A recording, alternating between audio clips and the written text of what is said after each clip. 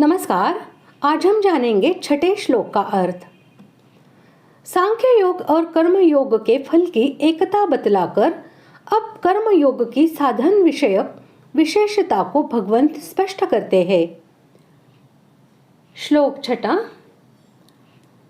संन्यासस्तु महाबाहो दुःखमाप्तुम योगतः योगयुक्तो मुनिर्ब्रह्म न चिरेणाधिगच्छति।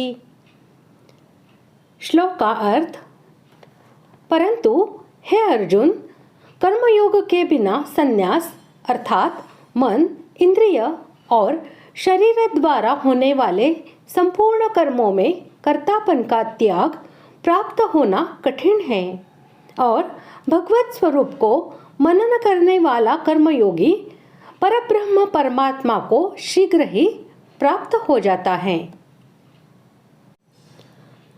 यहाँ तो इस विशेषण का द्योतक है कि संन्यास यानी सांख्य योग और कर्मयोग का एक फल होने पर भी साधन में कर्मयोग की अपेक्षा सांख्य योग कठिन है। सांख्य योग और कर्मयोग दोनों ही स्वतंत्र मार्ग है। स्वतंत्र साधन होने पर भी दोनों में जो सुगमता और कठिनता का भेद है उसी को स्पष्ट करने के लिए भगवान ने ऐसा कहा है। मान लीजिए एक मुमुक्षु पुरुष है और वह यह मानता है कि समस्त दृश्य जगत स्वप्न के सदृश मिथ्या है, एकमात्र ब्रह्म ही सत्य है। यह सारा प्रपंच माया से उसी ब्रह्म में अध्यारोपित है। वस्तुतः दूसरी कोई सत्ता है ही नहीं, परंतु उसका अंतःकरण शुद्ध नहीं है। उसमें राग द्वेष तथा काम क्रोधादि दोष वर्तमान हैं।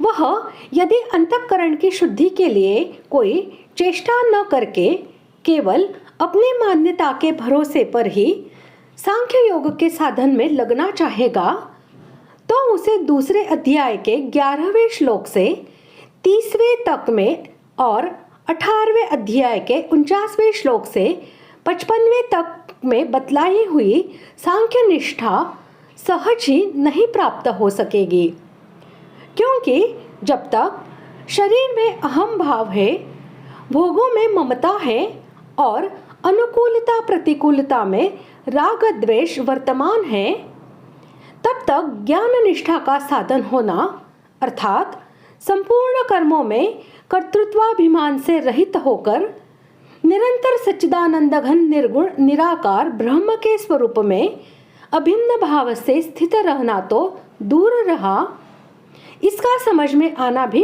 कठिन है। इसके अतिरिक्त अंतःकरण अशुद्ध होने के कारण मोहवश जगत के नियंत्रण करता और कर्मफलदाता भगवान में और स्वर्ग नरकादि कर्म फलों में विश्वास न रहने से उसका परिश्रम साध्य शुभ कर्मों को त्याग देना और विषयासक्ति आदि दोषों के कारण पापमय भोगों में फंसकर कल्याण मार्ग से भ्रष्ट हो जाना भी बहुत संभव है।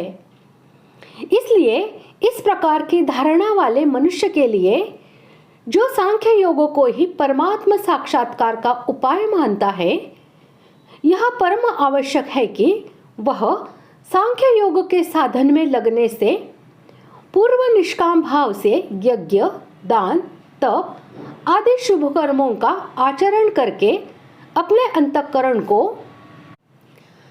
राग द्वेषादि दोषों से रहित परिशुद्ध कर ले, तभी उसका सांख्य योग का साधन निर्विघ्नता से संपादित हो सकता है और तभी उसे सुगमता के साथ सफलता भी मिल सकती है। यहाँ इसी अभिप्राय से कर्मयोग के बिना संन्यास का प्राप्त होना कठिन बतलाया है। जो सब कुछ भगवान का समझकर सिद्धि असिद्धि में समभाव रखते हुए आसक्ति और फलेच्छा का त्याग करके भगवदाज्ञानुसार समस्त कर्तव्य कर्मों का आचरण करता है और श्रद्धा भक्ति पूर्वक नाम गुण और प्रभाव सहित श्री भगवान के स्वरूप का चिंतन करता है, उस भक्ति युक्त कर्मयोगी के लिए मुनि विशेषण के साथ योग युक्त का प्रयोग हुआ है। ऐसा कर्मयोगी भगवान की दया से परमार्थ ज्ञान के द्वारा शीघ्र ही परब्रह्म परमात्मा को प्राप्त हो जाता है।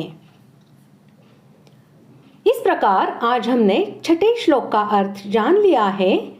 अगले भाग में जानते हैं 7वें श्लोक का अर्थ। धन्यवाद।